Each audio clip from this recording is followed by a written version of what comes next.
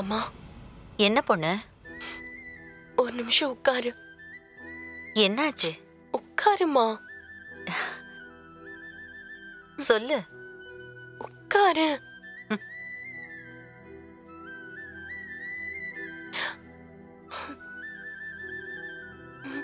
என்ன பொண்ணு? பணம் வந்துருச்சுமா. ஆனா நிம்மதி, சந்தோஷம் வருமானு தெரியல.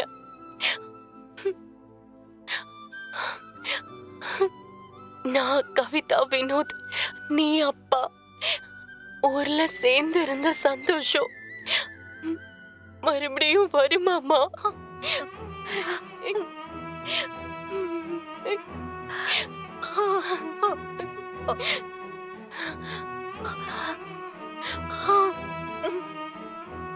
அம்மா. சொல்லு பொண்ணு. நான் கொஞ்ச நேரம் மடியில படுத்துக்கிட்டோம் அம்மா.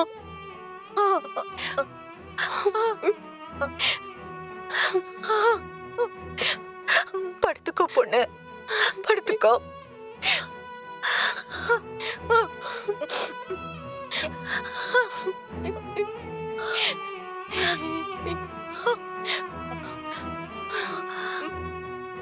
அப்பா 1000 சொல்லட்டும், நீ ஏம்மா சென்னைக்கு வந்ததை மறைச்ச?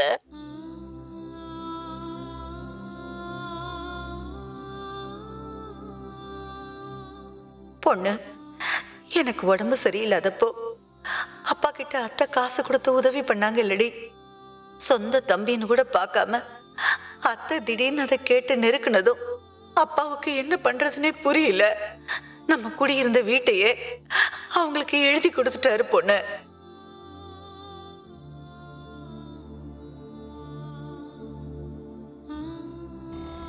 அதுக்கப்புறம் அப்பா எல்லா இடங்கள்லயும் வேலை தேடி அலைஞ்சாரு. ஆனா எங்கேயும் கிடைக்கல. அப்பதான் சுப்பிரமணி சார் சென்னையில இந்த வேலையை பத்தி சொன்னாரு. இப்ப உங்களுக்கு தேவை ஒரு கௌரவமான வேலை, அவ்வளவுதானே? ஆமா சார். சென்னையில அண்ணா நகர்ல ஒரு பிரைவேட் ஸ்கூல்ல வேகன்சி இருக்கு. உங்களை பத்தி சொன்னேன், ஓகேன்ட்டாங்க. வேணும்னா நீங்க நேர்ல போய் பார்த்துட்டு வாங்க. சரிங்க சார், ரொம்ப சந்தோஷம் சார். அப்பாவுக்கு ரொம்ப பிடிச்ச வாத்தியார் வேலைன்னதும் அவர் உடனே அதுக்கு ஒத்துக்கிட்டாரு. சாப்பிடலாம் வாங்க. ஏங்க என்னாச்சுங்க? ஏன் கண் கலங்குறீங்க? அப்பா என்னப்பா? நாம இந்த ஊரை விட்டு சென்னைக்கு போறோம். என்னங்க சொல்றீங்க? ஊரை விட்டு போகணுமா? அப்பா என்கிட்ட வந்து இத சொன்னதும் எனக்கு என்ன பண்றதுன்னே புரியல. அப்படிலாம் நினைக்காதம்மா. நம்ம என்ன நிரந்தரமாவா இந்த ஊரை விட்டு போக போறோம்? திரும்பவும் இந்த ஊருக்கு வருவோம்மா. இருந்தாலும் கவிதா சென்னைனா நம்ம பிபி அக்கா அங்கதான் இருப்பான்னு சொன்னா அது என் மனசுக்கு ரொம்ப ஆறுதலா இருந்துச்சுடி. உன்னை பக்கத்துல இருந்து பார்க்க முடியுங்கிற ஆசையில நானும் சம்மதிச்சுட்டேன்.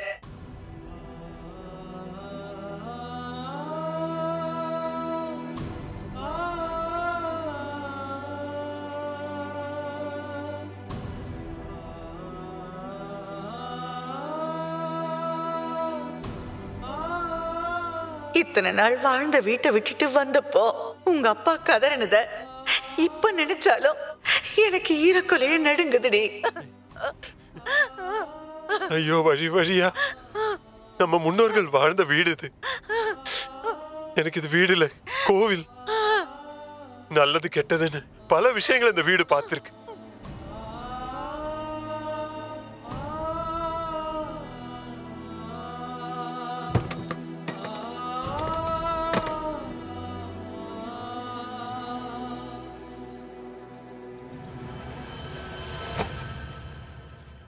ஊரை விட்டு கிளம்பிட்டோம். என்ன ஒண்ணு, வாழ்ந்து கெட்ட குடும்பங்கிற பேரோட வந்துட்டுமேங்கிறது தான் இன்னும் என் நெஞ்சு அறுக்குதுடி.